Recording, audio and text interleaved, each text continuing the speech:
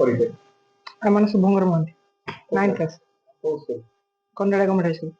କିନ୍ତୁ ସରସ୍ୱତୀ ପୂଜାରେ ଯୋଉ ଫିଷ୍ଟ ହୋଇଥିଲା କେମିତି କଣ ହେଲା ବ୍ୟବସ୍ଥା ଗୋଟେ ସ୍କୁଲ ହେଇଥିଲା କେମିତି କଣ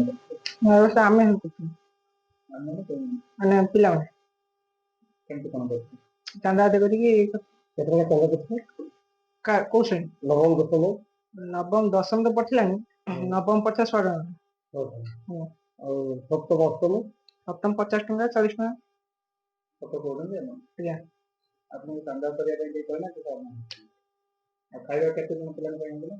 ଖାଇବା ହେଇଥିଲା 500 ଆଜ୍ଞା ଟୋଟାଲ ପିଲା ସଂଖ୍ୟା କେତେ ଥିଲା 722 କିନ୍ତୁ କଲେକ୍ସନ କଲେ ପଇସା କେବେ ଠାରୁ କଲେ ଛୁଟି ପରେ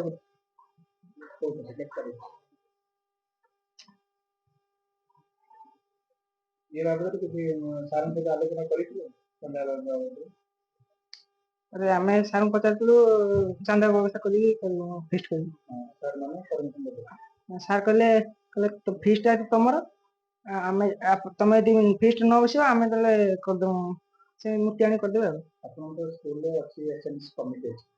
ଆପଣ କମିଟି ମେମ୍ବର ଜଣେଇଥିଲେ ନା ବିନା କମିଟି ମେମ୍ବର ଆପଣ କେମିତି ରୋଷେଇ କଲେ ତାହାର ରୋଷେଇ ଆଣି ସାରଙ୍କର ଏଥିରେ ସମ୍ପୃକ୍ତି ଅଛି ଆପଣଙ୍କ ହେଡମାଷ୍ଟର ବା ଅନ୍ୟ ସାରମାନଙ୍କ ଦାୟିତ୍ୱ ଭିତରେ ସେମାନଙ୍କ ସମ୍ପୃକ୍ତି ଅଛି ଖାଦ୍ୟ ପରାମର୍ଶ